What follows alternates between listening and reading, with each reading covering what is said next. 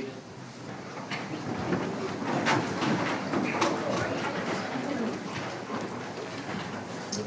The record will reflect the jury is back appropriately seated in the jury box. Ladies and gentlemen, we are ready now for our next witness. And Mr. Nagel? Yes, Your Honor, the people call Heather Wyatt.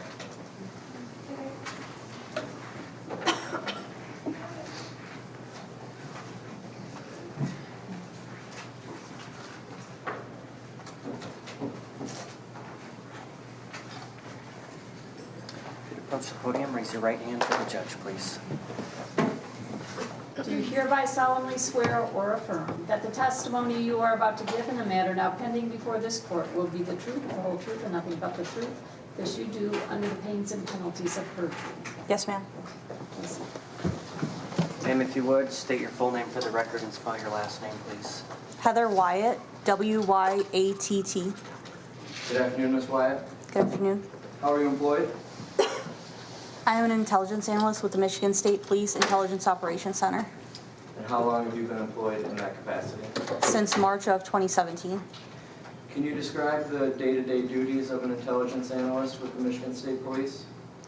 I assist a variety of local, state, and federal law enforcement agencies with attempting to identify suspects, locate persons of interest. In addition to that, I work with call detail records, historical phone locations, and mapping and analysis in that capacity. Ms. Wyatt, is there a specific degree or educational background that's required to have that position? Yes, a bachelor's degree. And did you attend specialized trainings to develop those skills? Yes, I did. Can you tell us about that? Since March of 2017, I have attended various trainings to accumulate approximately 100 hours worth of experience and technical training with specialties in analysis and mapping of carrier records from phone companies, as well as the use of advanced mapping tools, and also how to properly interpret the records sent back from the various carriers. Are these skills you acquired regularly used in your day-to-day duties? Yes, they are. Is there a workflow process that you use? Yes. Can you tell us about that? When I traditionally receive cell phone records, it's a variety of different Excel forms and Word documents that include data transactions, voice communications, and text messages. In going through those records that come straight from the carrier, it's looking for a pattern of life, what the user of that device typically communicates on, whether it's voice communications, data communications. From there, I will upload the documents into an advanced mapping tool that assists me with plotting the location data available in those documents, and then reviewing from there once again to identify patterns of life and how the device is traditionally used by the owner. You testified as to mapping software and training that you have. What is that software, and are you certified to use it? I am certified to use it. It is CellHawk is the name of the program, and it's provided through Hawk Analytics. Can you tell the jury about the manual component of your analysis? Following the animations and looking at it as it's been imported into an advanced mapping tool, I will then spot check various points in the record set to make sure that the towers are plotting correctly, the sectors being identified on the advanced mapping tool are correct with and accurate with the records themselves. And then also I'm able to use various mapping features to zoom in through satellite imagery to verify if a tower's there in a traditional stance or if the elements are somehow attached to a structure. Thank you, Ms. Wyatt. In these cases, do you routinely analyze thousands of data points sent to you from these companies? Yes. And how many cases like these have you worked on in your capacity as an intelligence analyst with the Michigan State Police? Over 50. Your Honor, at this time I move to certify the witness as an expert in the area of cellular record analysis and historical device placement. Judge, could I just briefly? For what? We do? Yes. Ms. Wyatt, have you been qualified as an expert in cases before? No, sir. So this is the first time you've ever been qualified as an expert, is that correct? Yes, sir. This is the first time you've testified in your capacity as an expert. Yes, sir. How long have you, and I apologize if you answered this, how long have you been with the Michigan State Police in this specific capacity? Since 2017. When in 2017? March. So just over 2 years, is that correct? Yes, sir. And you said that you had about 100 hours of extra education in this field, is that correct? Yes. All right. Is that 100 hours over the, slightly over 2 years? Yes. All right. So a little over 50 hours a year, is that right? Give or take? Let me do that better. Average is out to about 50 hours a year, is that correct? I don't recall when I specifically took various trainings, so if you divide it by 2, yes, but it may be off a little bit based on when I did take the trainings. You said you have a bachelor's in science, is that right? Yes, sir. All right. Do you have any other advanced degrees of any kind in this type of field? No. And when did you graduate? 2010. And from 2010 until 2017, what were you doing? In this field, if anything? No, I was in various other fields. So you've only been working in this particular field since 2017, is that right? Correct.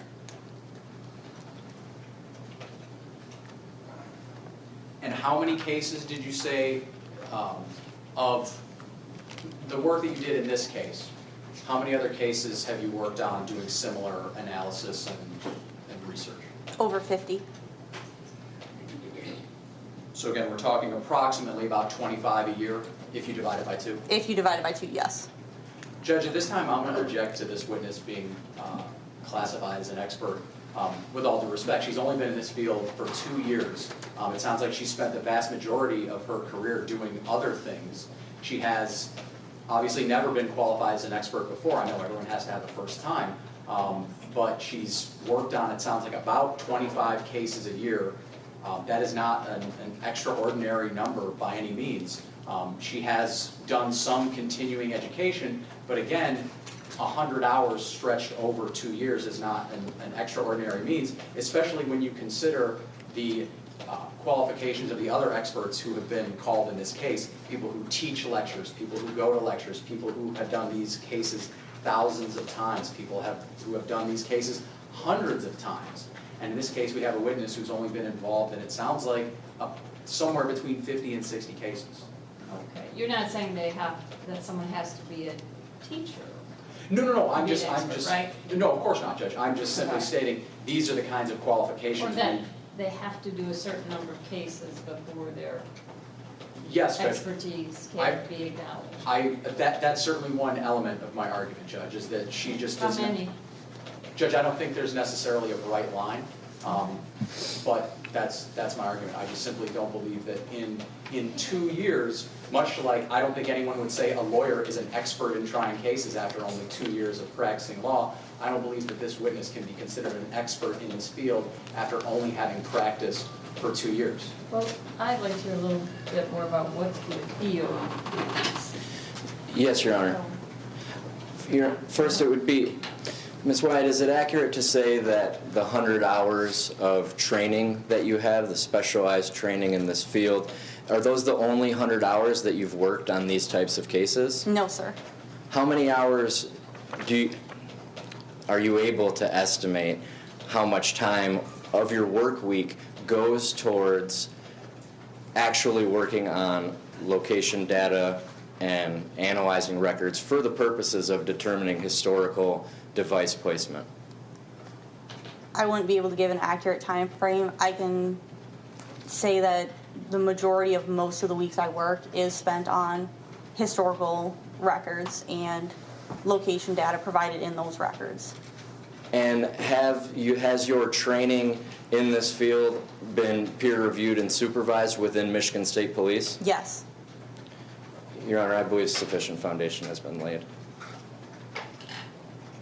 And Judge, I don't doubt that that is her job, but again, there's a difference between someone being called to testify as someone who analyzes this data, and someone who is called to testify as an expert. And again, I will use myself as an example.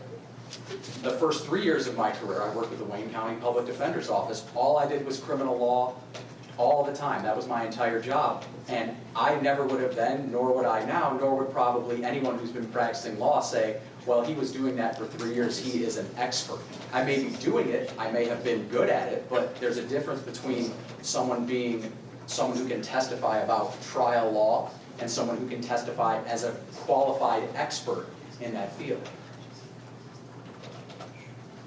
Okay, I see counsel up here. We are,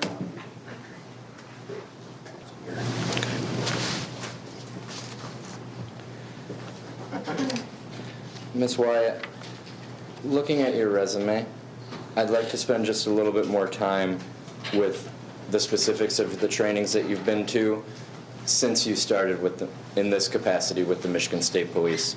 Can you talk about those trainings? Yes, sir. There have been various trainings that I've attended specifically for the CellHawk analytical program that I use. And as of May of this year, I had attended the most recent one, which is a 3-day course that goes over both how to use various mapping softwares that you don't have to pay for to use, and then also the benefits of the program I use and how to use it to its fullest capabilities.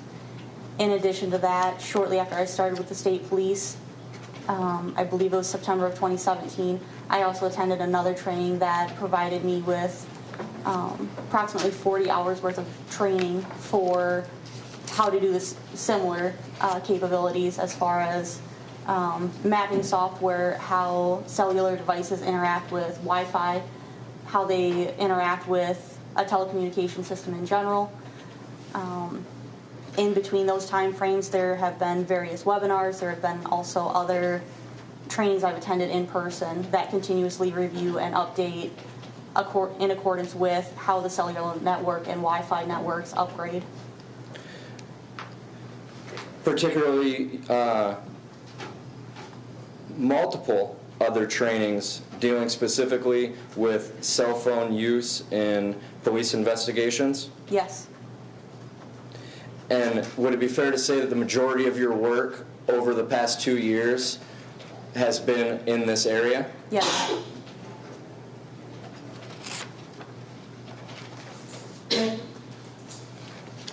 Totaling thousands of hours of work in this capacity? Yes. Your Honor, I'm I'm removed. going to ask a couple of questions. Okay, when you say you do this pretty much all week, please tell us what it is that you do all week. Let's get down into specifics, okay? So we understand the knowledge you have in this area. Yes, ma'am. Okay. Specific, a pattern of life, frequency of calls, a preferred method of calls, whether it's using data, text message, or voice communications. Another day will be spent mapping out all of those records and trying to identify patterns of movement, towers that are consistent with their home location, their work location. If they have a significant other that works elsewhere, or a boyfriend or girlfriend that lives elsewhere, that helps me identify the most used towers in that specific cell record set. Following that, I will do various animations to try and identify general movement patterns, routes to and from work or school, things of that nature. There's also, as I had stated before, going through and manually looking to make sure the towers are plotting correctly, the sectors are plotting correctly. From there, I will typically generate notes and lead up into a report, which is then peer reviewed by either our technical services unit or up here at the Intelligence Operations Center. They will then go through the process essentially a second time and verify that my analysis is accurate in what they're seeing as well, and that they will then come back with either discrepancies they've found or additional points that they've found that may fit into what I was already explaining, or things that don't fit into what I was explaining. And then we'll review the process again to make sure it's accurate. So I guess in total, on a given case that I'll receive, I could spend probably a minimum of 4 days working on it. Okay, and this is what you've been doing every day, every week, every month for the last 2 years? Yes, ma'am. Okay, and in the process of peer review, can you tell us a little bit of how that's come out as far as results? As I've gotten a better understanding of how to analyze the records, it's become a more fluid process. In general, there's most of what comes back in the feedback is verbiage critiques of the way I'm expressing something isn't necessarily coming across as I would like it to when I'm writing it in a report. So it tends to be a lot of grammar correction, punctuation corrections, things of that range more as opposed to necessarily a correction on the actual analysis itself of a device traveling from home to work or home to school and the time frames that are associated with that. To review any articles or periodicals if they exist, etc., in this field. There are some periodicals that exist. I apologize for not knowing it offhand, but given that the field is still very new and fairly new and evolving, most of the literature is online, and it's more geared toward the engineering side of how the towers work, how the cell sites work, what the range of a device could reach for whether it's half a mile or 20 miles. A lot of that is outside of my expertise and in the realm of the engineers that create the networks. Okay, and outside of the range of that which you're being requested to testify Yes, ma'am. today. Okay, any other questions? I have nothing to add, Judge, thank you. Any other questions? No, Your Honor. Okay.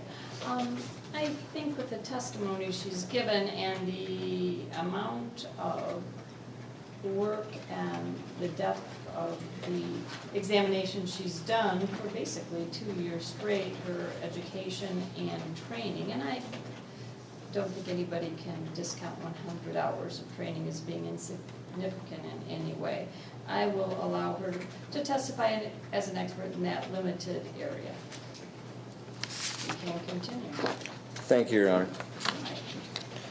Ms. Wyatt, did you receive materials from Sprint for a cellular device with the phone number 773-639-8132? Yes, sir.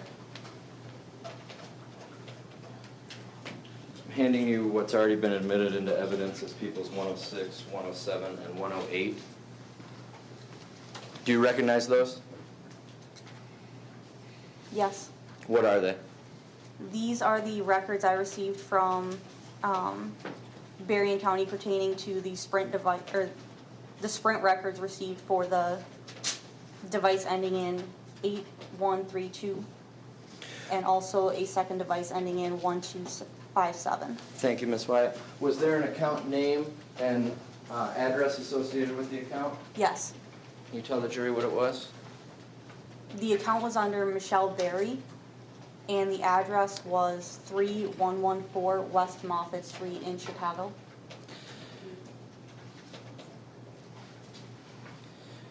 Ms. Wyatt, specifically, when you received these records, what did you do with them? Similar to the the process I described before, I looked through the records numerous times because in this case, the records appeared to transfer over time zones. So I wanted to ensure that the accuracy of the time zones was correct in the records. Following looking at that, I attempted to identify pattern of life and then imported it into the mapping software. Did you create a report? Yes. And conclusions? Yes, sir. And was that report and conclusions reviewed and peer reviewed? Yes. Ms. Wyatt, did this data set include location information for the time period between December 14th, 2018 and into the new year? Yes.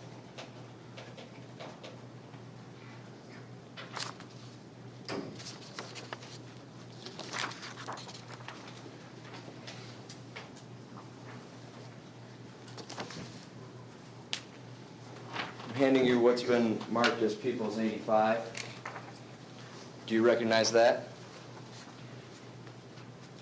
Yes. What is it? This is a mapping I prepared for the date of 12/14 of 2018 from midnight until 11:59 p.m. according to the Sprint records I received for mobile device ending in 8132. Is it a fair and accurate depiction of the location data that was provided? Yes. Your Honor, I move to admit Peoples 85 into evidence. No objection. 85 is admitted.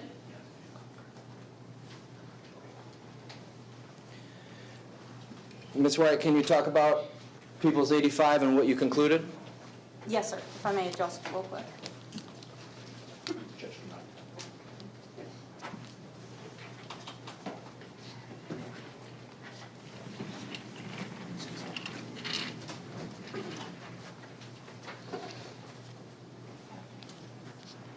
For this mapping, the device begins activity. Sorry, I want to Is the mouse working? I want to make sure it is. I apologize.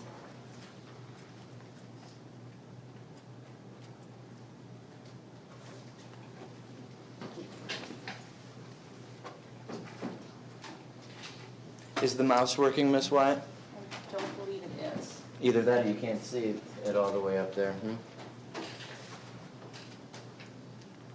If you hold down the control key, it should highlight the mouse for me, if you would. Yes, there we go. I had to continue to hold it down? Yes, please. Okay. No, you go ask questions, I'll hold it. Just let me know when I need to unhold it. Certainly. That's a burden. The device begins use following midnight in the Fort Stewart area of Georgia.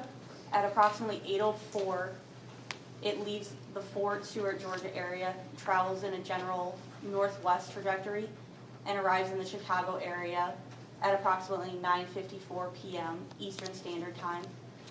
At the bottom of this mapping, you'll see the notation that the blue circles on the map represent the towers or cell sites utilized during the time frame specified in the header and do not represent the full functional area of those cell sites.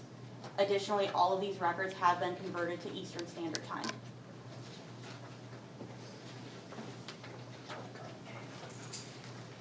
May I approach the witness, Your Honor? Yes.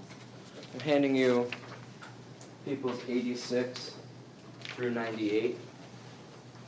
Will you take a moment and look at those?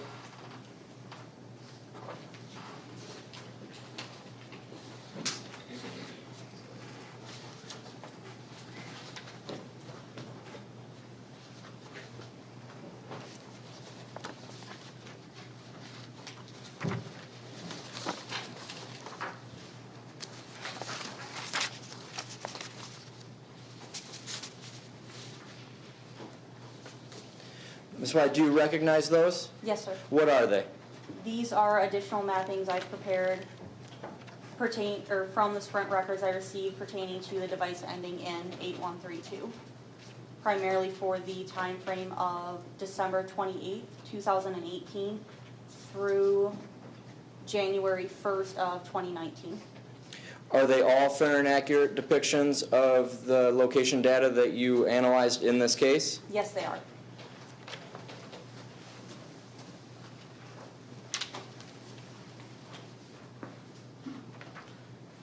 Specifically, Ms. Wyatt, Peoples 86. Can you identify that?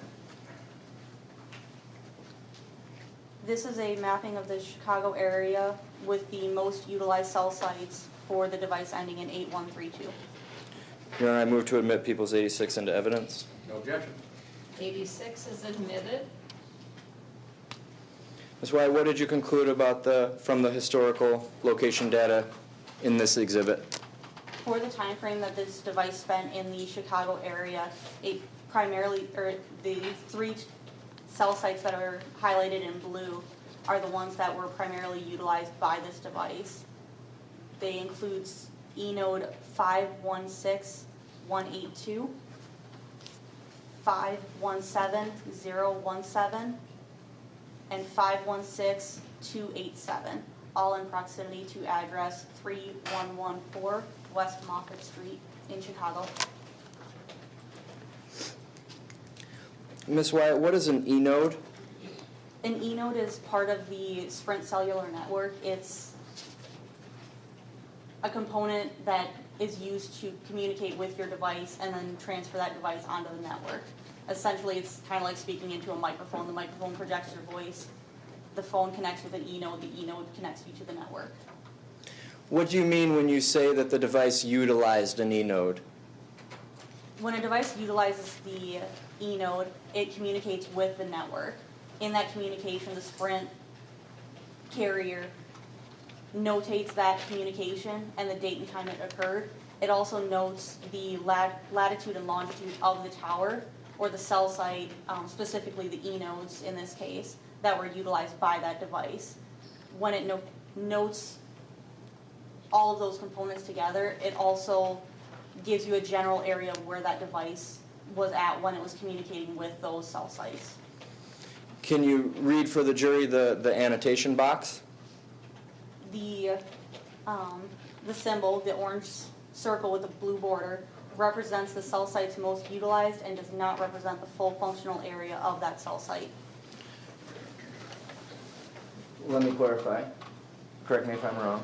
When you say full functional area of the cell site, are you saying that the circle wouldn't be meant to imply that someone would have to be standing inside of that perimeter to communicate with that e-node? Correct. It simply represents the approximate location of that cell site itself that was used.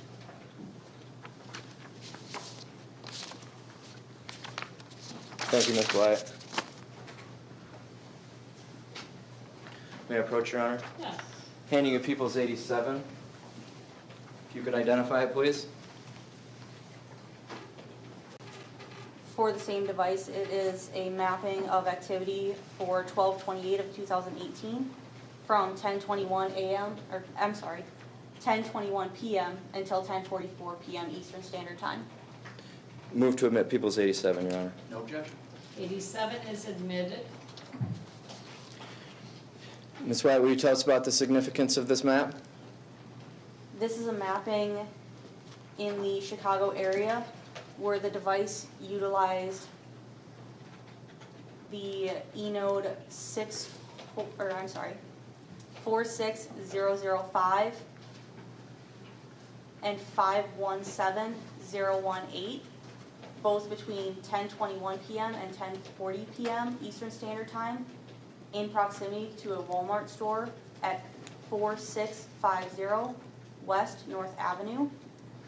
The device also utilized e-node 522903, 516182, and 516287 at 10:44 p.m. Eastern Standard Time, in proximity to the address 3114 Moffett Street in Chicago.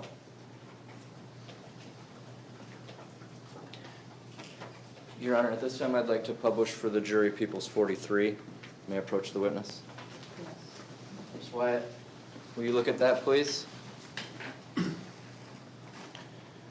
I've handed you a receipt for cash paid for a Garmin drive at a Walmart in Chicago. Can you read for the jury the address on that receipt? 4650 West North Avenue, Chicago, Illinois 60639. And what is the date and time stamp on that receipt? 21 hours, 33 minutes, and 22 seconds on 12/28 of 18. Would that be Central Time?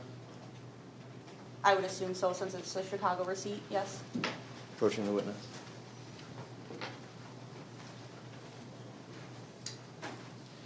Ms. Wyatt, what time is 9:33?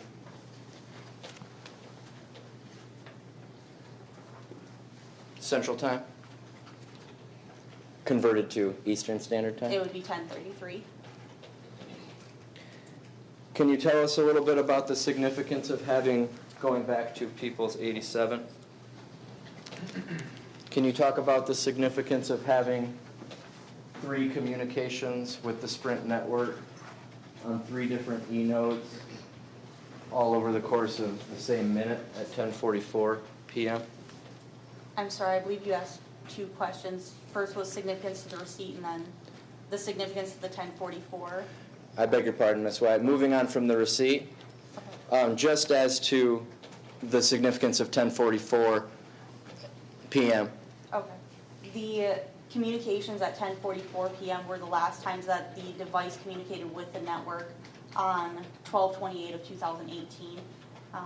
Also noted is the device utilized those 3 eNode locations within the 1 minute time frame, the 60 seconds of 10:44. So that 1 minute time frame, it utilized those eNodes. Is that an unusual thing to learn, that a device communicated with 3 different eNodes in separate locations over the course of a minute? No, it is not. Ms. Wyatt, you testified that 10:44 p.m. Eastern Standard Time was the last time that this device communicated with the Sprint records on December 28th, 2018. When was the next time that that device communicated with the Sprint network? 1:24 a.m. on the 29th.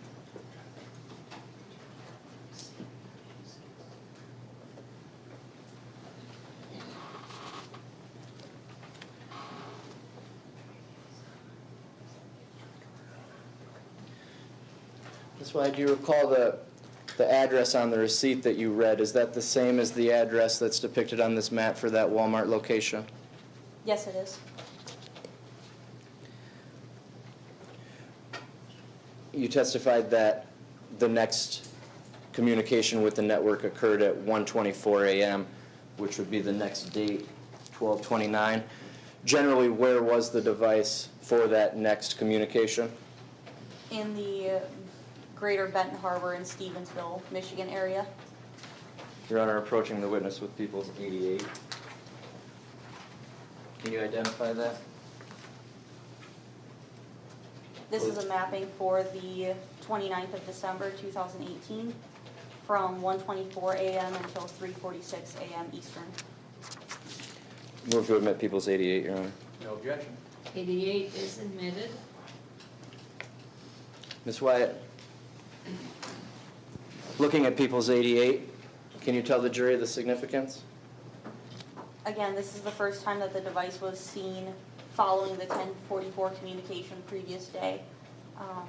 The device utilized eNode 729606 at 1:24 a.m.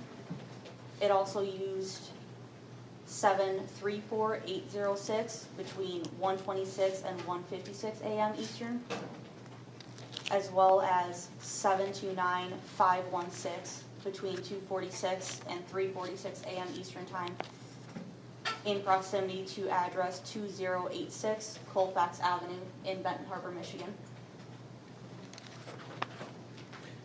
And the annotation box? Similar to the previous map, the orange circle with a blue border represents the cell sites utilized during the specific time frame in the header and do not represent the full functional area of those cell sites. What are the orange circles without the blue perimeter on People's 88?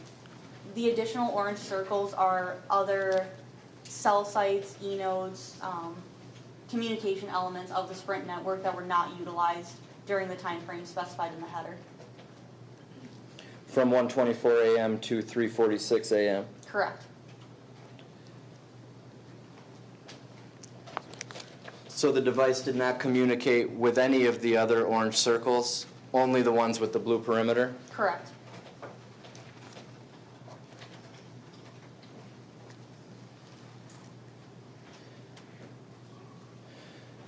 As part of your analysis, Ms. Wyatt, did you determine if those 2 locations were the 2 closest Sprint eNodes on the network that were nearest to 2086 Colfax Avenue? They are the closest elements to that address, yes.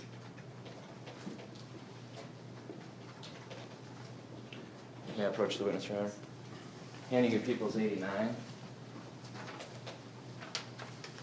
Do you recognize it? And what is it? Yes, this is a mapping of device activity on 12/29/2018 from 4:05 a.m. until 5:18 a.m. Eastern Time, showing the general path of movement from the Benton Harbor area to the Chicago area. I'll move to admit Peoples 89, Your Honor. No objection. 89 is admitted.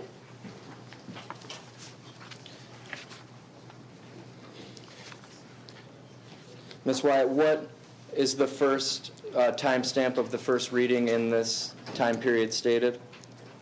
4:05 a.m. Eastern. Going back to Peoples 88, please. Just 20 minutes after the previous readings in the last exhibit? Yes.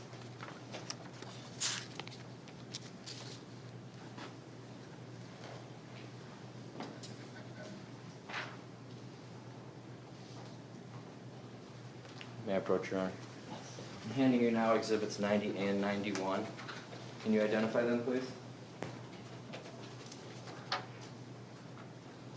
These are mappings for the device activity on 12/29 of 2018.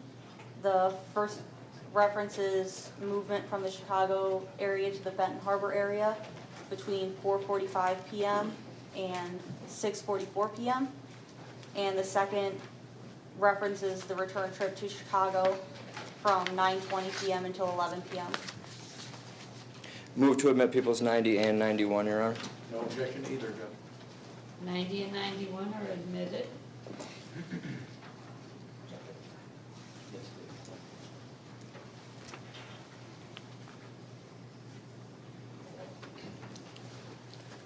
We're looking at Peoples 90. Ms. Wyatt, what is the last reading on Exhibit 90? Meaning the last time. Yes, that's identified there. The last time frame is 6:44 p.m.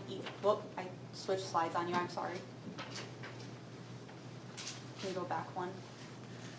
To Peoples 90. And if you could hold the control key one more time for me. Yes, ma'am. Thank you.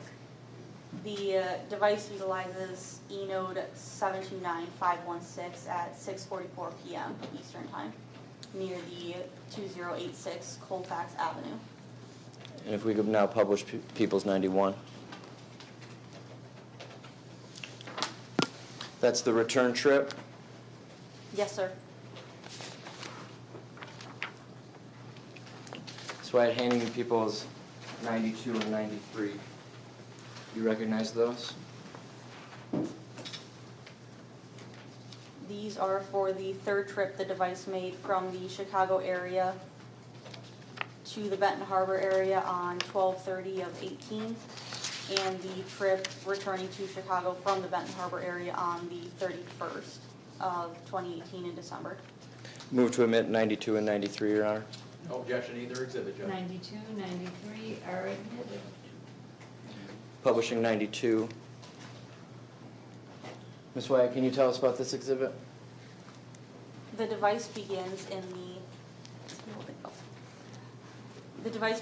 Chicago area in proximity to address 3114 West Moffett Street at 8:43 p.m. Eastern Time, where it uses eNode 522.927. It then travels south and east to northeast, where it uses eNode 729.513, 734, 783, and 729.516, which is in proximity to address 2086 Colfax Avenue in Benton Harbor. And the annotation box states, like all of these maps, that all times have been converted to Eastern Standard Time? Correct. Publishing Peoples 93.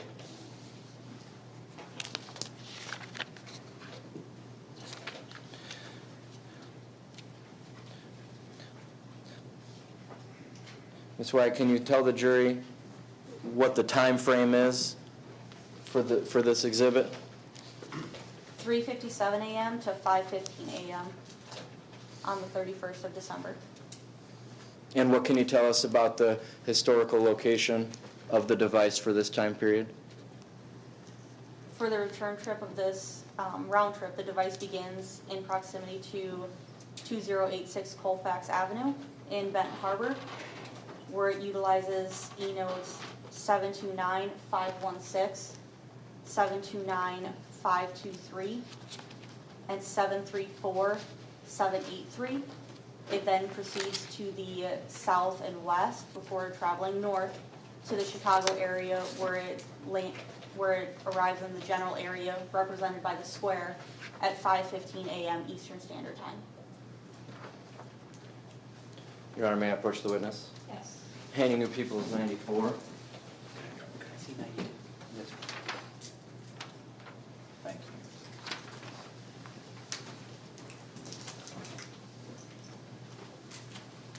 Do you recognize that, Ms. Wyatt? Yes. What is it?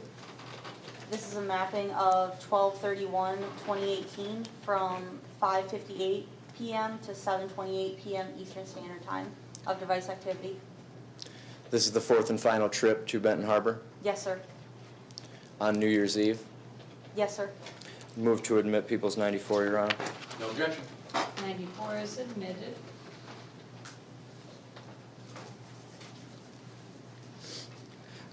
What can you tell us about the historical location of device ending in 8132 at this time and date stated?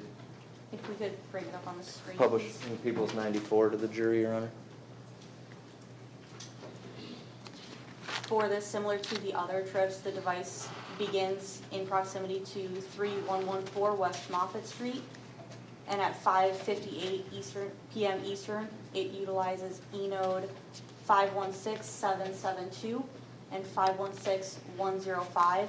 It then travels to the south and then northeast towards the Benton Harbor area, where it uses E-node 729-583, 729-584, and 729-516 at 7:28 p.m. Eastern Standard Time in proximity to 2086 Colfax Avenue in Benton Harbor. Thank you, Ms. Wyatt. Can you read for the jury, as a reminder, the annotation box? This blue circle represents the cell sites utilized during the time frame specified in the header and do not represent the full functional range of that cell site. Additionally, all these records have been converted to Eastern Standard Time. May I approach, Your Honor? Handing you Peoples 95. Do you recognize that, Ms. Wyatt? Yes, What is it? this is an overview of all the cell sites used in the greater Benton Harbor and Stevensville, Michigan area by the device from 12/28/2018 until January 1st of 2019. Move to admit Peoples 95, Your Honor. No objection. Published into the 95 is admitted.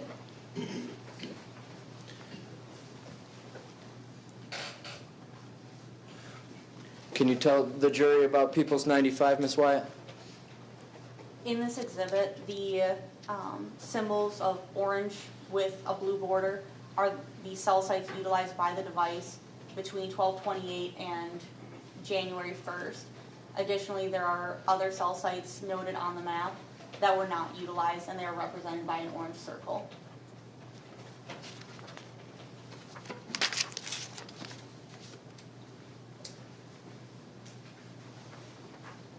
Permission to approach? Yes. Handing you Peoples 96. What is that, Ms. Wyatt? This is a mapping of device activity for 12/31 of 2018 from 7:28 p.m. to 11:36 p.m. Move to admit Peoples 96, Judge. No objection. 96 is admitted. Can you please explain the significance of Peoples 96, Ms. Wyatt? In this exhibit, the device begins activity for this time frame using E-nodes 729-583 and 729-584 from 7:28 to 8:37 p.m. It also uses 729-523 from 7:29 to 8:29. 729-526 is used at 7:30 p.m. 729-516 is used between 7:28 p.m. and 11:36 p.m. And also eNode 729606 is used at 10:36 p.m. in proximity to the address 2086 Colfax Avenue in Benton Harbor. Thank you, Ms. Wyatt. For the e-nodes designated that include a time range, for example, e-node 729583, when it says 7:28 p.m. to 8:37 p.m., does that mean that there were communications by the device with the network at both of those times? Yes. Specifically 7:28 p.m. Yes. and 8:37 p.m.? Yes. And for the e-nodes which only include one time, would that mean that your research concluded that it was only that minute during this time frame stated by the map that we're talking about, People's 96? For example, it was only 10:36 p.m. that the device communicated with eNode 729606? Correct. Can you read for the jury the annotation box, please? The orange circle with blue border represents the cell sites utilized during the time frame specified in the header and do not represent the full functional area of the cell site. Additionally, these records have been converted to Eastern Standard Time. May I approach the witness, Your Honor? Yes. Handing you now People's 97. Can you identify it for the jury, please? This is a mapping of 12/31/2018 for device activity between 10:32 p.m. and 11:36 p.m. Eastern Standard Time. A more narrow time frame than the previous exhibit? Correct. Move to admit People's 97, Your Honor. No objection. 97 is admitted. Will you state again for the jury, Ms. Wyatt, the time period in People's 97 and explain for the jury the significance of what you concluded? The time frame is 10:32 p.m. to 11:36 p.m. Eastern Standard Time. During this time frame, the device used eNode 729516 between 10:32 and 11:36 p.m. and also eNode 729606, both in proximity to the address 2086 Colfax Avenue in Benton Harbor, Michigan. Like the previous exhibits, Ms. Wyatt, the orange circles without the blue perimeter would indicate that the Sprint device did not communicate with those e-nodes during the dates and times stated. Correct. And the only two exhibits, you testify that those two e-nodes were the two that were in closest proximity to 2086 Colfax? Correct.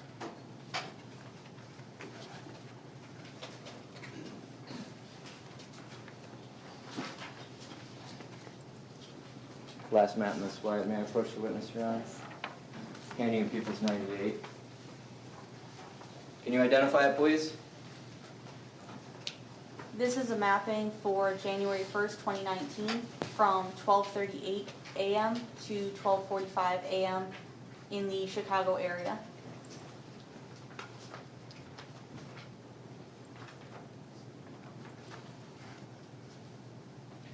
What time does it start? 12:38 a.m. Move to admit People's 98, Your Honor. No objection. 98 is admitted. Ms. Wyatt, can you tell the jury about People's 98? The device utilizes, I apologize, I switched your slide again. Could you hold on the control key, please? Yes. Thank you. The device uses eNodes 516287 at 12:38 a.m.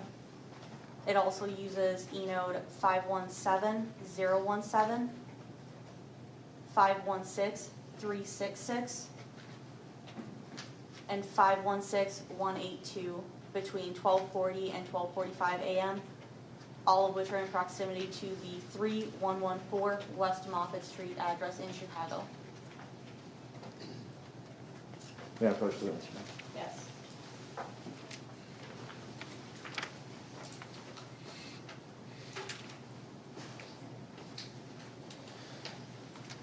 Ms. Wyatt, at the beginning of your testimony, you testified that a portion of the materials that you received from Sprint pertain to a separate device. Yes, What did you also analyze the location information for that device? yes. What did you conclude? The device was activated on January 1st, approximately 2:30 in the afternoon Eastern Time. It spent time in Chicago before, I believe it was departing on the 5th and arriving in the Fort Stewart area on the 6th. Of January 2019? Yes, sir. And did the old phone number make the trip to Fort Stewart? No, sir. The 8132 number remained in the Chicago area. May I have a moment, Your Honor? Yes.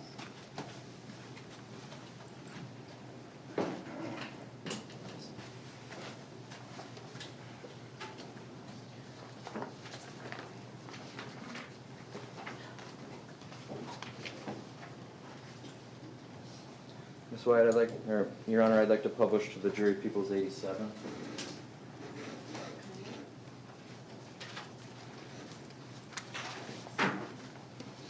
Ms. Wyatt, you testified that the 10:44 p.m. Eastern Standard Time identified on this map was the last communication with the Sprint network for the date of 12/28.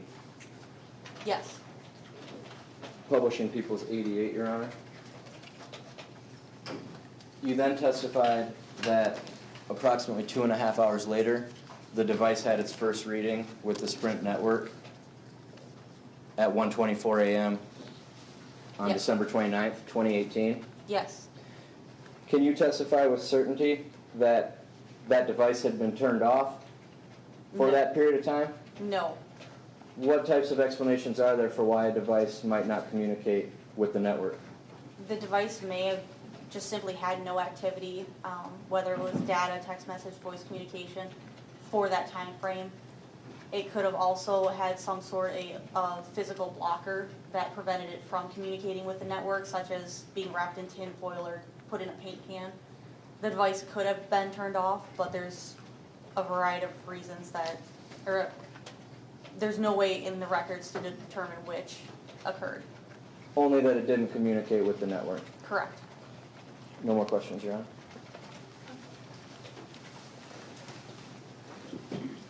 I have no questions for this witness, Judge. All right. Thank you. And you may step down, and may the witness be excused, counsel. Yes, Your Honor. Yes, Judge.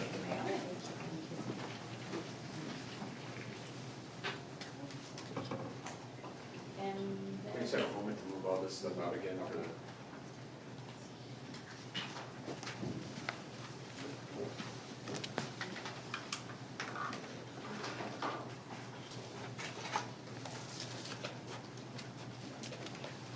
Please ring for the judge, please.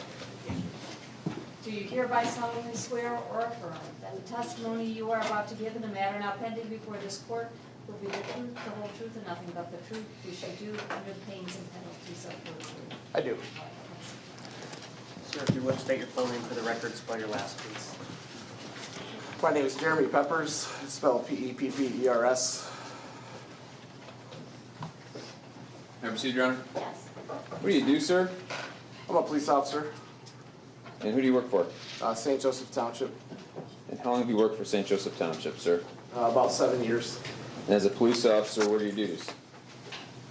General patrol, respond to calls, investigate crimes, stop traffic violators. And prior to St. Joe Township, did you have previous police experience, sir? I did. I worked for Benton Harbor Police Department for 10 years. I worked for Bangor Police for 2 years. About 12, 13 years prior experience.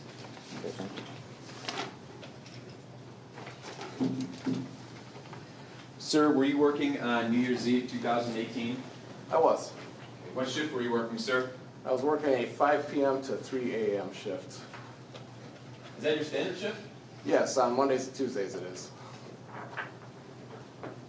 Were you dispatched for a call at 2086 Colfax Avenue, sir? I was. Okay, what was the nature of the call? It was for a shooting. And about what time was the dispatch approximately? 5 after 11. 11:05 p.m.? Yes. And when you arrived on scene, can you describe it to the jury when you got there, what was going on? It was a bad scene. When I got there, there was an ambulance backed up into the driveway. Multiple police units were already on scene. I ran up to where they were at. They were providing aid to the victim, Sergeant Hassel. He was lying on the ground next to a black pickup truck in the driveway. Appeared to be shot multiple times, at least once in the head. While I was there, and this is what makes me say it was a bad scene, is there's gray material near his face and on the truck, which appeared to be brain matter. Basically, at that point, I knew we were investigating what was probably going to be a homicide. Did the ambulance try to administer medical treatment? Yes. Were they able to transport Sergeant Hassel away from the scene, sir? Yes, they were. At that point, then, did your duties turn towards investigatory aspects of the scene and securing the scene, sir? Yes. And Sergeant Lanier, obviously you work with him, correct? Yes. Okay, you started processing the scene, taping off the scene, and coordinating efforts at that point? Yes. While you were at the scene, did you speak with Kemia Hassel? I did. Is she here in the courtroom today? Yes, she is. Can you please point her out, describing her clothing that she's wearing? She's seated at the defendant's table wearing a blue blazer. Your Honor, may the record reflect what's identified the defendant here today? Yes, it may. Did she say briefly why Sergeant Hassel had come back to the house? Yes, she told me that Sergeant Hassel had brought her a plate of food from a party that he had been at Okay, where was that party at, sir? on Lincoln Street in the city of Benton Harbor. And what was he doing with the food? He was bringing the food for her and her son to eat, and from what I understood, he was leaving to go back to that party after dropping the food off. And then what did she tell you she heard at that point? She said when Sergeant Hassel walked back outside, she heard multiple gunshots and went outside to find him laying on the ground. The Lincoln Street address where Sergeant Hassel came from, you know that location, sir? I believe it was 321 Lincoln, but I'm not entirely positive on that address. You know the block where it was? Yes. Roughly how far is that location from the 2086 Colfax Avenue location? It's about 2.5 miles, And driving it, sir, roughly how long does it take to drive? about 6 minutes.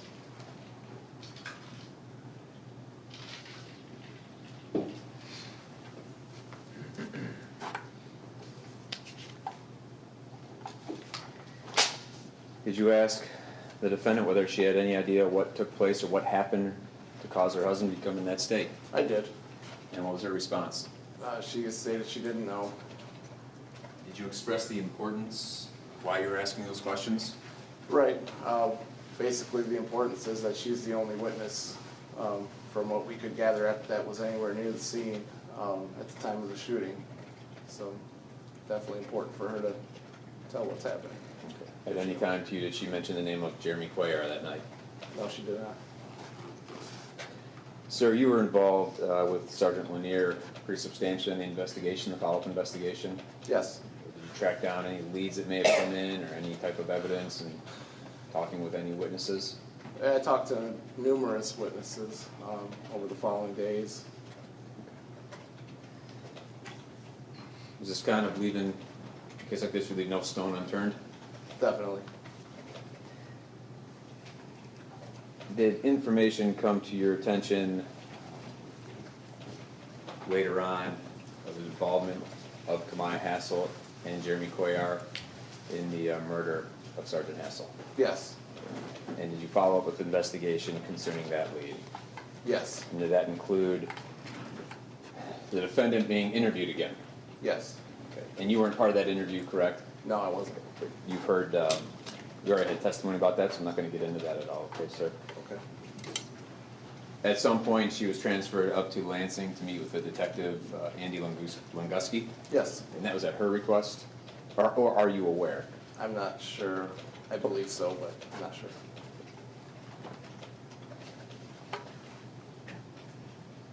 Did you go up to Lansing with her? Yes, I did. Okay. Did you and Sergeant Lanier transport her up there? Yes. Did she appear comfortable on the trip? Yes. We actually stopped on the way to see if she wanted anything to drink. We were grabbing stuff for ourselves to drink and offered to purchase stuff for her if she wanted. Do you remember what time you got to Lansing roughly? It would have been around 1 in the morning, I believe. 1 a.m.? Yeah. And she spoke with Detective Lunguski. Yes, Did you watch that interview, sir? I did. That wasn't, was that through a circuit, a TV feed? Yes, it was. After Detective Lunguski was done interviewing her towards the end, were you asked to go into the room? Yes, I was. Okay, did you follow up with the defendant slightly, just for a short period of time? I did. Okay. And that was all recorded, correct? Yes. I'll show you what's been in Ms. People's Exhibit 118, sir. Did you see that sheet that night, sir? Yes, I did. Okay. And that's, for the record, that's the questions and her initials on it about planning to kill Sergeant Hassel, trying it for 4 days, things like that on that sheet, correct? Yes. Detective Lunguski wrote that out and she initialed. Yes. Did you go over that sheet with her again when you walked in? Yes. I don't believe I went verbatim based on what was on the sheet, but I've summarized what I observed in the interview and confirmed that she said everything that she said. Okay. Did you ask her whether or not it was accurate? Yes. Okay. Did she say it was accurate? Yes. When you were watching the interview, were there details that you learned from that interview that you did not know previously? Definitely.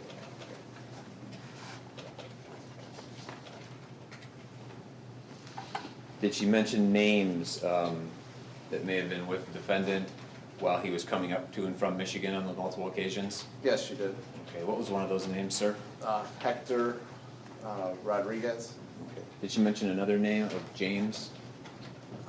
Yes, I believe she did. I at the moment can't remember his name. Do you remember if she gave a last name for James or was unable to recall a last name, if you recall? She had a nickname for him, and I can't remember what the nickname was. Was that Bishop? Yes, please. Did you follow up with going to Chicago to also try and investigate this? Yes. Is that based partly on the interview and the new information that you learned from the defendant? Yes, it was. May I approach?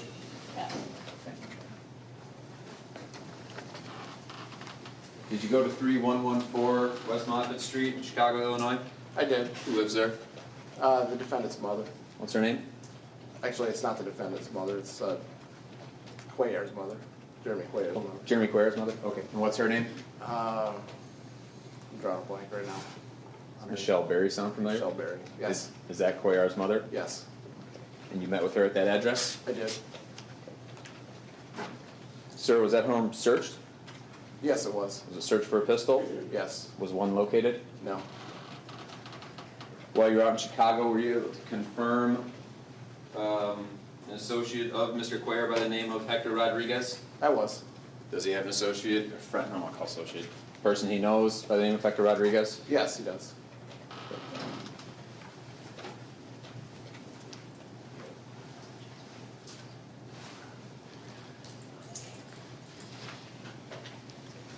Sir, I'm going to hand you what's been marked as People's Exhibit 131. Are you able to recognize that, sir? I am. That's a DVD, sir. Yes. It contains phone calls and clips from phone calls. Yes. Did you listen to it? Yes. Did you recognize the voices on the phone calls, sir? I did. Who did you recognize the voices of? The main voice is the voice of the defendant, Kemia Hassel. Thank you. Sir, are you familiar with the plate readers along I-94? I am. Okay. Heading westbound. There's a plate reader heading westbound, sir? Yes. Okay. And that's just to the east of exit 28? Yes. What is exit 28? Which exit is that on? That is 94? M139/Scottdale Road exit. Okay. My hand was marked as People's 139. No, 138. Let me confirm. That's 138. The map. 138. No, you're right. Thank you, Mr. Rushton, I apologize. 138. What is that, sir? It's a map. Can you kind of give the parameters of that map, I guess? It shows what appears to be the 28 exit and on and off ramps, as well as the on and off ramps for the exit 29. Would you consider that kind of like an I-94 corridor through Yes. the Benton Harbor area, the Benton Township Business District area? Yes. And is that fair and accurate as you know it to be? Yes. I'd move to admit People's Exhibit 138 in evidence. No objection. 138 is admitted.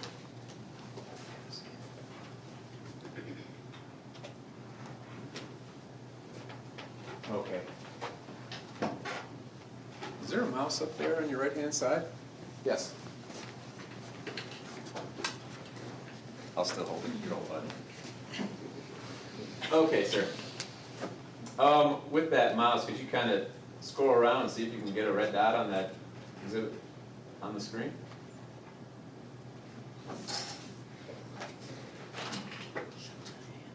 Oh. Well, you're definitely not yet. Thank you.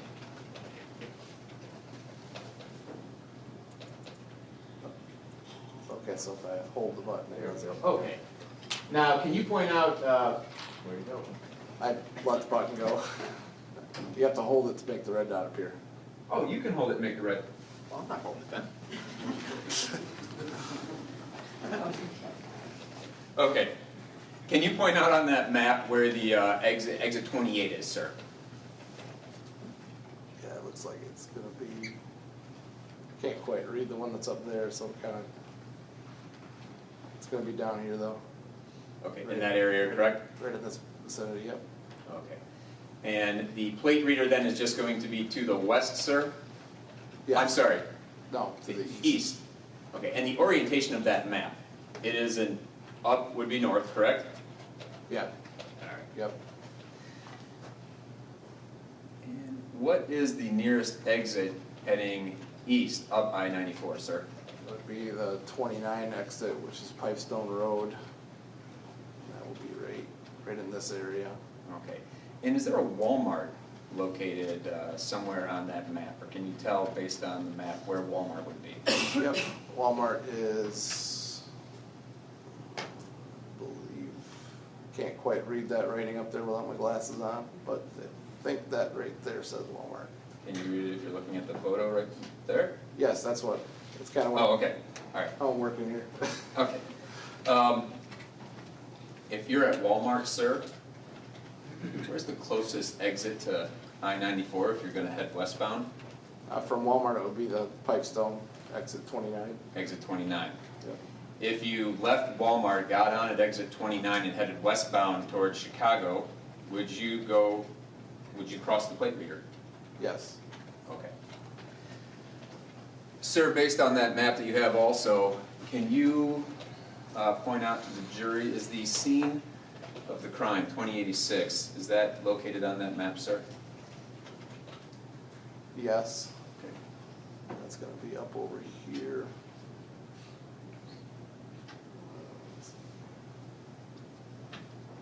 It's actually right about there. Okay. Now, sir, the corner, the location of Colfax and Napier, okay? If you had that location of Colfax and Napier, Yep, and you're heading towards I-94, I'm sorry, if you're heading to get to I-94 from the scene, yes. what would be the closest exit getting on I-94 at the scene? The closest, most fastest route would be to take Nickerson down to M139 and ramp on at the 28, which would be the Scottsdale M139 on-ramp. And if you ramp on at the 28, can you again circle for the jury where that might be roughly? That's gonna be right here. If you ramp on at the 28 there, would you pass underneath the plate reader, sir? No, So if you got on at the 20 exit coming the closest, heading westbound, that plate reader would not pick up your plate, sir? no, because it's back here. In this Okay. area.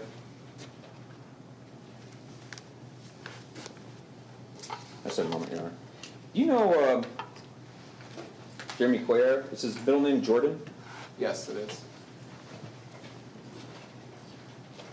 Is nothing else of this witness? Is it detective? No, it's officer. Officer?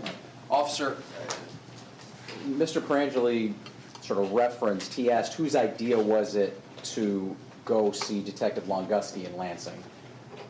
Obviously, as far as you know, my client did not know who Detective Longuski was before this case, is that right? Right. All right.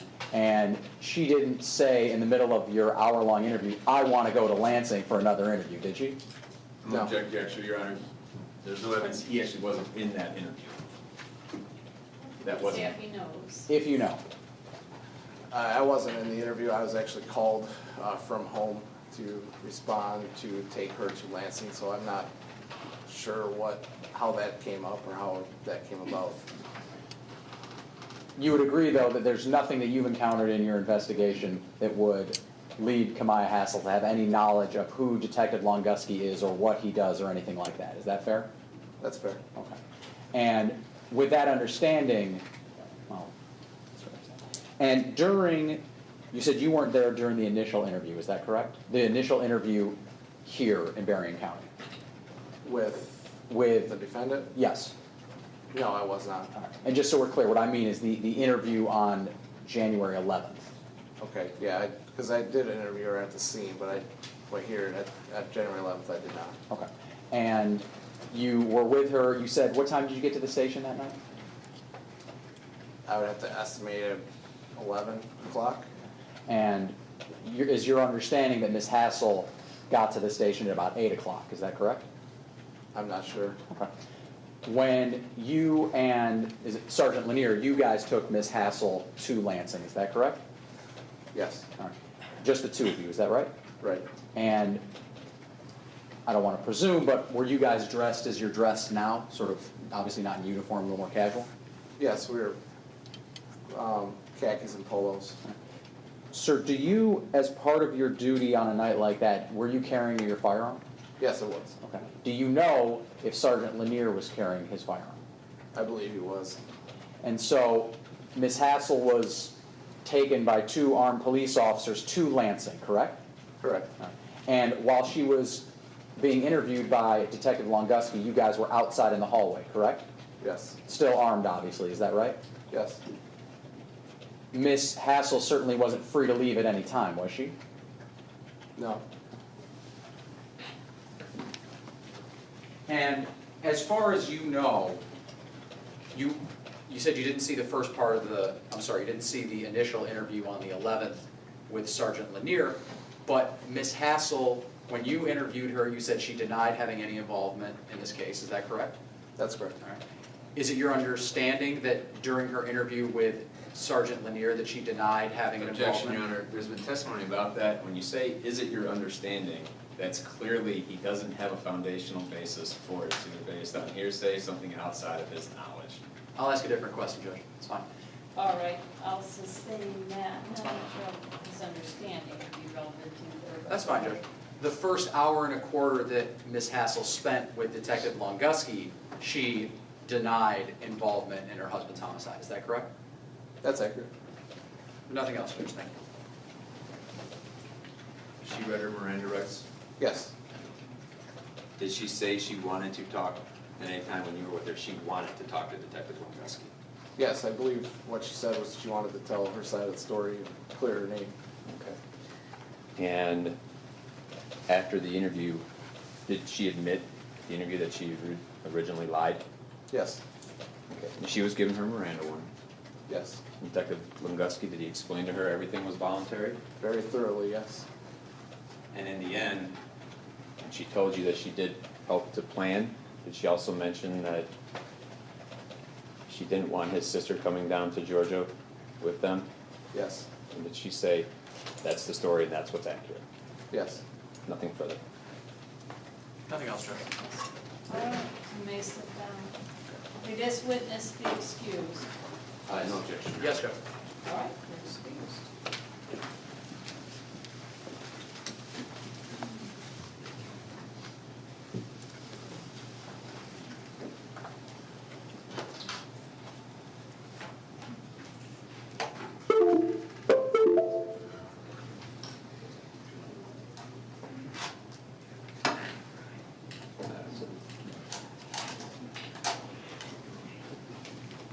You understand that people would call Under Sheriff Charles Heit?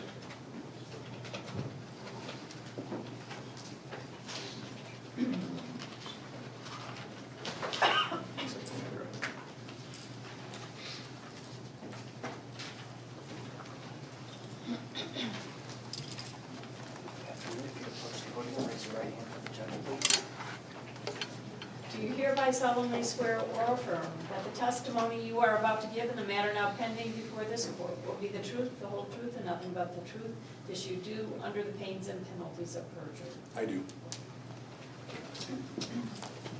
Sir, if you would state your full name for the record and spell your last name, please. Charles Heit, H-E-I-T. Proceed, Your Honor. Yes. What do you do, sir? I'm the undersheriff at the Barron County Sheriff's Office. And as the undersheriff, what do you do, sir? Basically in second in command over the sheriff's office, appointed by elected Sheriff Bailey. So you do all the grunt work for him? So, and then oversee the jail administrator, which is the jail, and then obviously the chief deputy for the enforcement division. Okay. Can I ask you this, sir? Does the jail have a phone call system? We do. Global Tel Link is a vendor that we use for inmate phone calls. Okay. And are you familiar with this system? I am. You've had training on this system. Yes. Are you an administrator on this system? Yes. How does the system work, sir? It's either a prepaid by a PIN or collect call where inmates can dial out using the phones. It is recorded. There's a prompt on there that lets them know that it's recorded, and all those are saved. Okay. And is there a PIN associated with a particular? Just have a moment.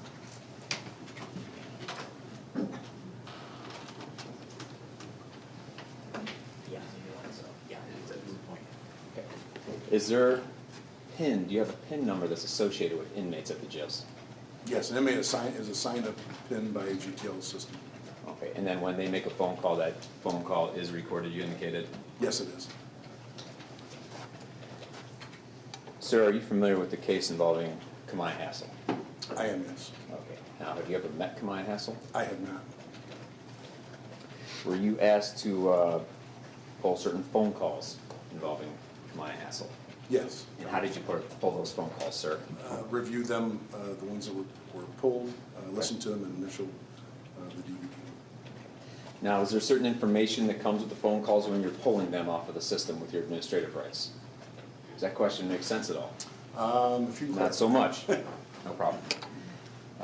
If you're looking at a specific phone call, say for a specific date, and you pull that phone call, will that phone call indicate who made the call or what the PIN number is associated with the call, where the call was made from, what location in the jail, things along those lines?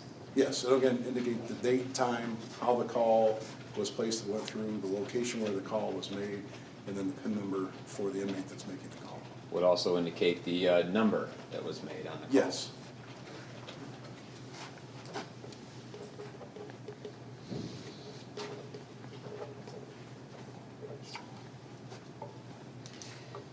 Sir, I'm going to hand you what's been marked as People's Exhibit 131. Are you able to recognize that, sir?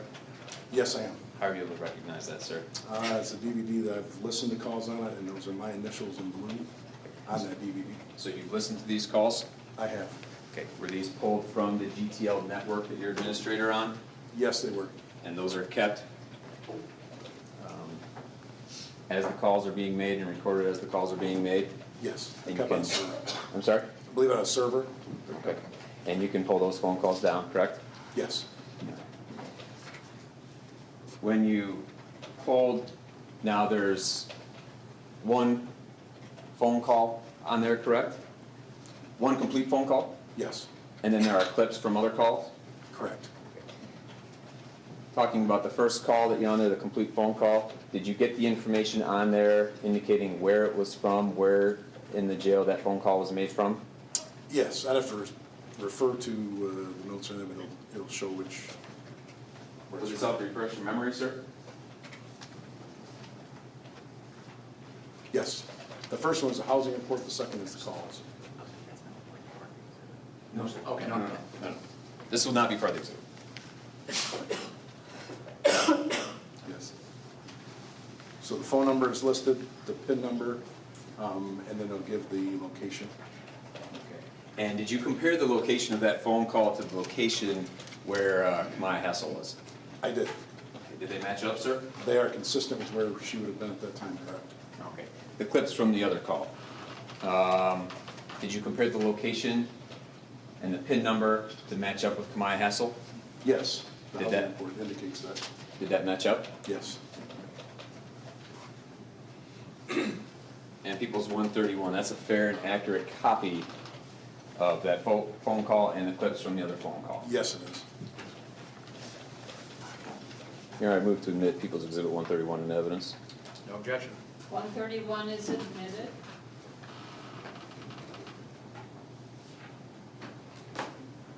That's not right. Actually, I'm going to ask a couple more questions. Sir, are there different ways to, depending on where you are in the jail, is every call made from like a standard phone with a ear and a mouthpiece, or are some made from speakerphone type? We have inmate phones. Okay. It's made with a speaker, and they have to put in the information into that. Some cells will have more than one phone. At times, are some of the recordings have an echo to them or have some distortion? They can have background noise from, depending on if there's other inmates in the cell, what's going on in the cell at that time, so there can be an echo at times. Now, in terms of these phone calls or these clips more specifically, are the clips a little bit more distorted? Some of them are difficult if you listen to it. Sometimes you can make out what's said. Have you listened to these a few times? I have. So are you able to make out the words for the most part that are being spoken? For the most part, that's correct.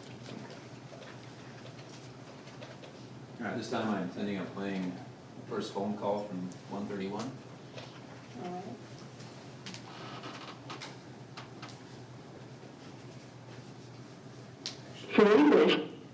Before I play that, I'm going to pause it because I'm not going to. You're going to hear a recording at the front of these phone calls, correct? Yes. On the first phone call then, is the first about 4 minutes of it just bill pay setup, things like that? Correct. It's going to set up the bill pay. It's going to also give the disclaimer that it's being recorded Okay. at that time. I'm going to listen to the initial disclaimer and then I'm probably going to fast forward to the bill pay stuff. Is there anything relevant, anything about the case in that first couple minutes about bill pay? No. There's no objection from the defense, I may just. No, and for the record, Judge, I've heard copies of these as well, so I don't have any problem Right. with that. Press 1. For a collect call, press 0. For a debit call, press 1. For commissary, press... Please enter your 5-digit PID. Please enter the area code and phone number you are calling now.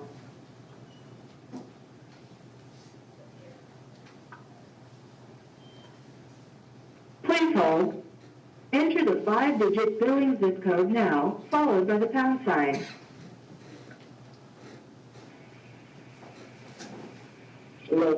Same. Sir, I'm going to start this now from minute 3:44, and this is just prior to when the actual conversation starts. Okay. Your card was charged successfully. This call is from a correction facility and is subject to monitoring and recording. Thank you for using TTL. Hello. Hey, Mommy. What's going on? Nothing. Can you hear me? I can hear you. What's going on? Come on. I'm in the jail Why are you in jail? because I knew what was going on. What you mean what was going on? I knew what was going on with Tyrone. You what? I knew what was happening. I can hear you. I knew what was happening with Tyrone. You know what was happening with Tyrone Wood. The third. So, come on here. When did all this come about? It was planned in Korea. I got myself mixed up in something I didn't think would be like this. What you got mixed up with? Do you remember one of my coworkers I was telling you about, Quayar? Who? Quayar? No. That's who it was. What's his name? Quayar? Where? Quayar. You remember the dude Quay? I don't remember. Yeah. Oh, come on, what?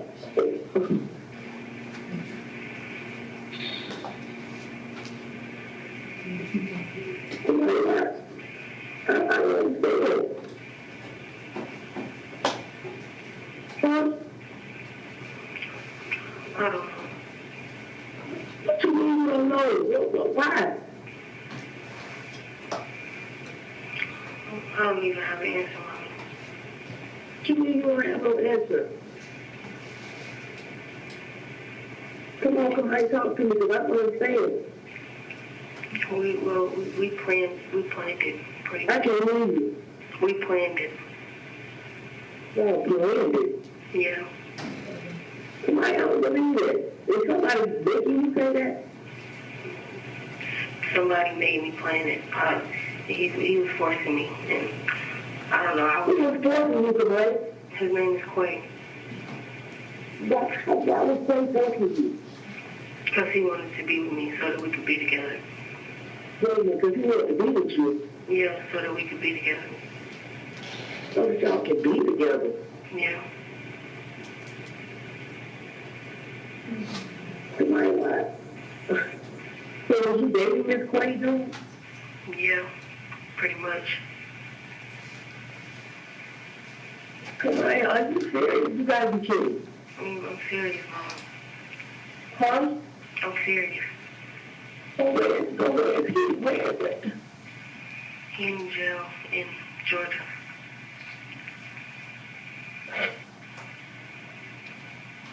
Georgia goes to Jesus.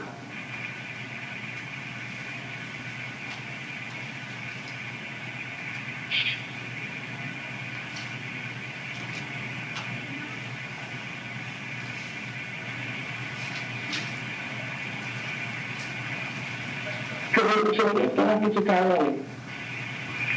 I don't know yet, Mommy. I haven't talked to nobody about anything.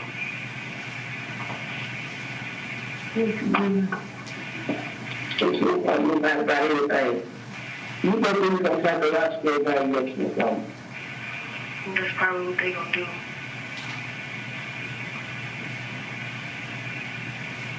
You gotta follow up here. These people looking like you crazy. I don't understand. You ain't got some whole family up here. These people do anything. Hey, come on.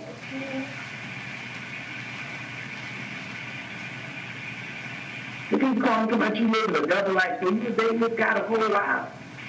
While we were in Korea, yeah. Who, come on? Quay. Who's Quay? One of the dudes that I work with. Off the road before? I don't think so.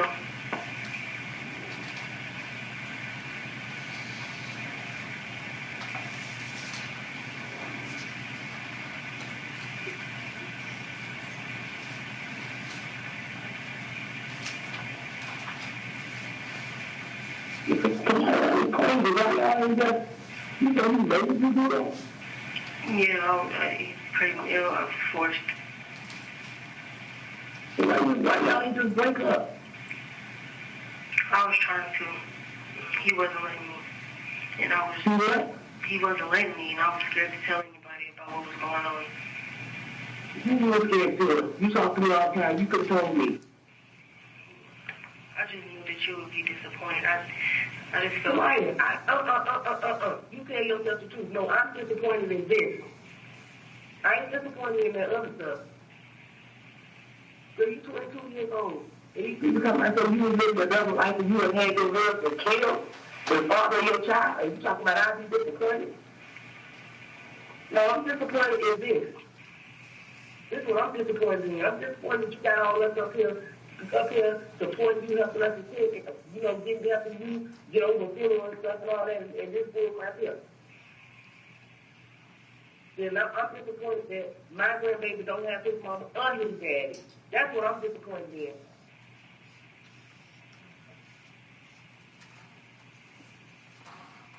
I'm disappointed that you know better. I presume that the people in line when they did Tyrone called me and said that.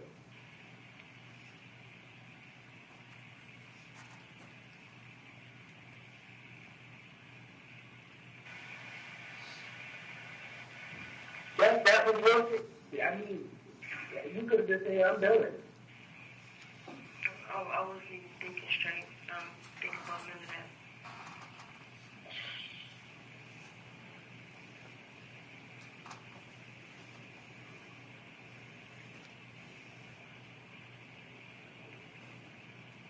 I guess it's horrible. They're people going to bury their child. That's horrible. Look, Maya, you talking about disappointed about your other end of I'm disappointed in this. It's hard to disheartening. If you had took this man's life, that man didn't deserve that. You think he deserved that? No, ma'am. Hey, the man did not deserve that. He'd rather you go back to your business and be alive.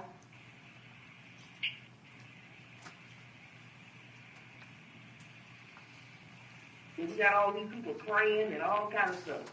This crap is crazy. This crap won't be on the news at all.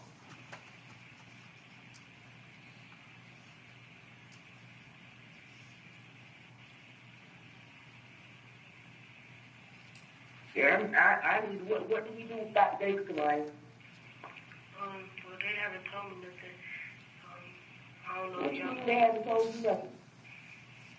They just haven't told me nothing. I talked to, the corrections officer and asked them, how long I'd be here. They said that I have to do the bonding thing first, and if I bond out, then...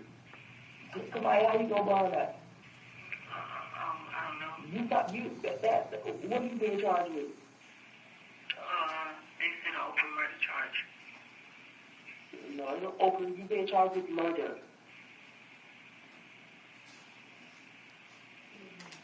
Now, where is the dude? The dude named Quay? He in the jail in Georgia. So he came up here and shot Kyle and went back? Yeah, he was in Chicago. So, Quay in jail. You said Quay was in Chicago? He from Chicago? Yeah. What? If somebody coerced me to say this stuff, because this crap sounds like a TV show, a dream. No, they're not, Mom. I can't hear you. No, they're not.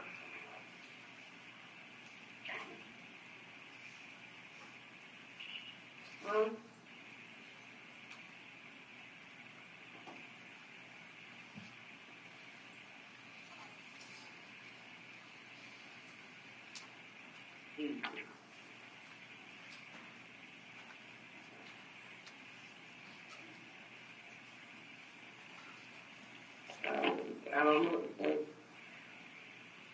Disappointed, definitely. Horribly disappointed.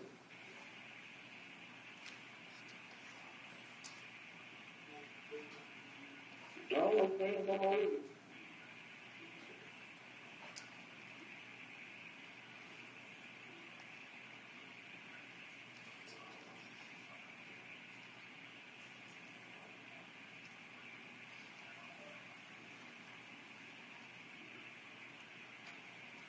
So when was the boy arrested? Yesterday. How do you know he was arrested yesterday? Because he told somebody what he did, and they went to the police. And then that's when they pulled him into custody, and he just told them what happened. And then once he told them what happened in Georgia, Georgia called Michigan, and then that's when they called Tyrone, Big Tyrone, and told me and him to come to the sheriff's department. Oh, come on. I mean, I'm getting anything from you. How do you feel about all of this? I feel terrible. I just wish it never happened.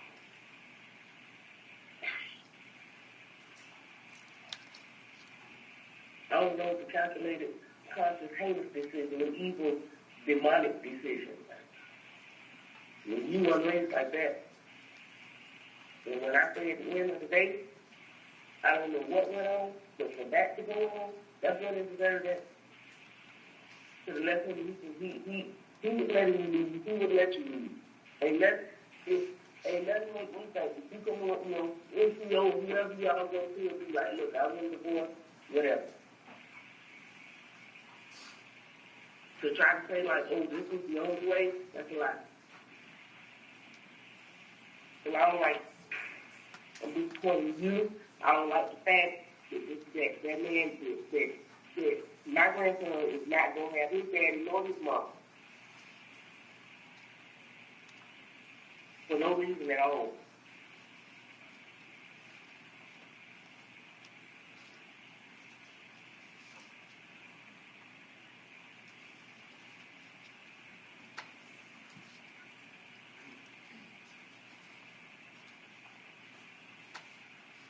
And then Big Tyrone, he called me last night. You know he sounds different on the phone.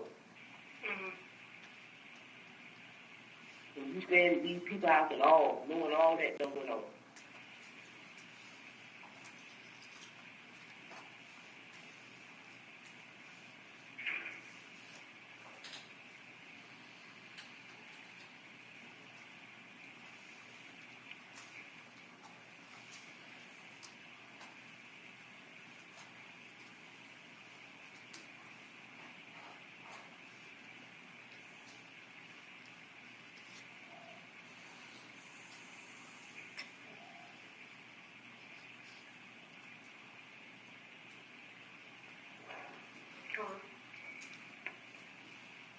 Hello.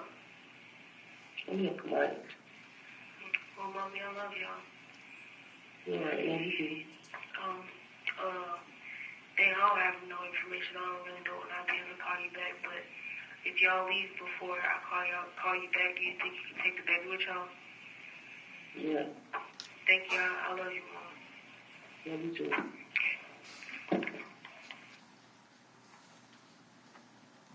Undersheriff Heit, that first phone call, was that the first phone call made by Kemia Hassel when she entered the jail? Yes, the one recorded at 6:05. 6:05 on what day? On January 12th.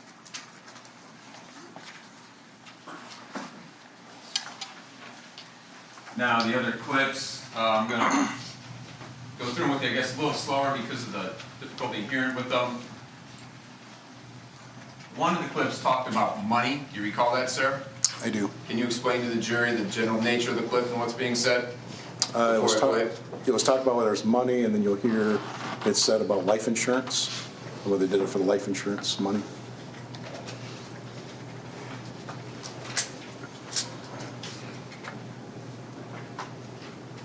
I'm saying like they don't think it was done for money or something. Yeah, they could have done it for money, and they asked me, and they said was the money part of the reason why y'all planned to do it.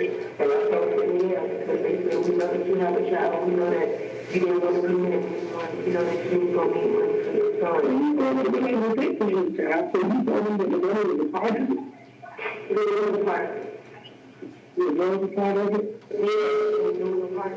Because when we were talking about it, he was like, hey, you know we got the life insurance, so we want to have to worry about it.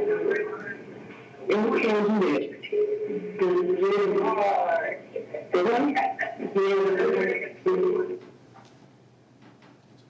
In that clip, did she indicated that life insurance was part of the reason for the homicide? Yes, she admitted that money was a part and then identified life insurance. And she had spoke with Jeremy about it? Yes. We'll play another clip to talk about planning it and being unhappy. Can you explain to the jury what they're about to hear, sir? I believe it's the clip I'm thinking of. It's where her mother asks if she knew about it, and she talks about that they planned it.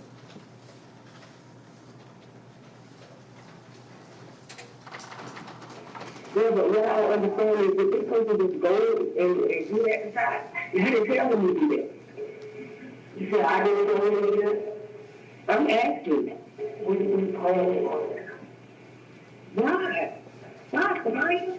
So, I'm saying, so, okay. Like I was saying earlier, I was going to have you do that. And you put the little out. You put the little out. Huh? You say you're unhappy with him, okay. At the start of the clip, and I'm sorry, I'm going to ask if you can clarify it. I can play it again. Did the mother ask, did Jeremy come up here and do that on his own, or did you tell him to do that? Judge, at this time I'm going to object. I think the exhibit speaks for itself. I understand what the defense counsel's saying. I'm offering Chuck Heit, Charles, Under Sheriff Heit. He's reviewed this multiple times to clarify because it is somewhat echoey.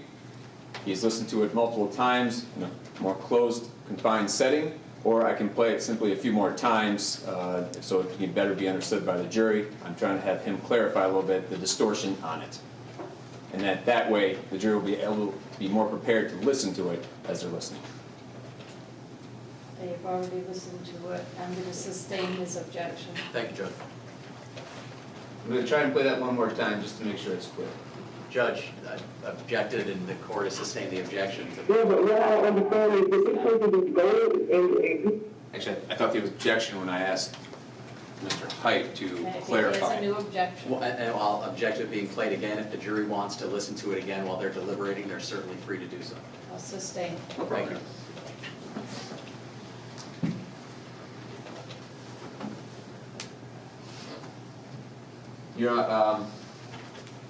Under Sheriff Heit, was there a call that dealt with about whether or not they believe they could get away with this crime? Yes. Okay. And there was a clip that was taken out of a phone call dealing with that? Yes. At this time, play that clip.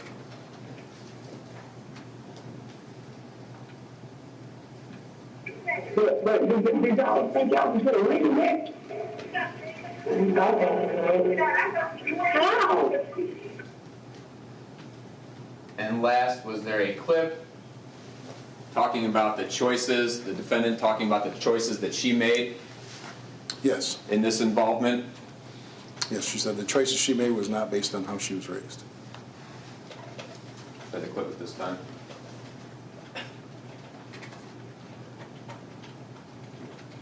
My choices were because of how you raised me. That was a choice. That was the clip about choices, sir. Yes. And the clips from that phone call. Were there numerous other phone calls made by Kemia Hassel while in the jail? Yes, there were more than that, but those are the two that we referred to. The initial ones that you Yes. made? Other parts of the phone calls, did it deal with the case or talk about other aspects not necessarily relevant to the case? Other aspects not relevant to the case.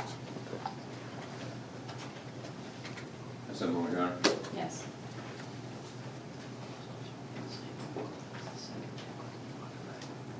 Were those, when was the clips taken from the second phone call? When was that second phone call made, sir?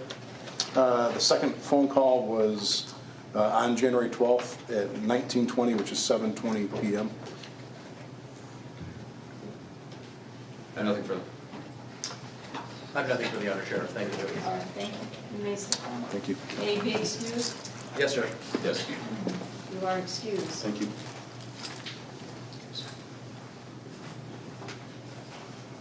Your Honor, the last thing pertaining to People's Exhibit 131, I believe defense counsel will agree that the entirety of all these calls were turned over and only portions of it were played in the essence of time and other factors that are not relevant or allowed to be admissible in the court here.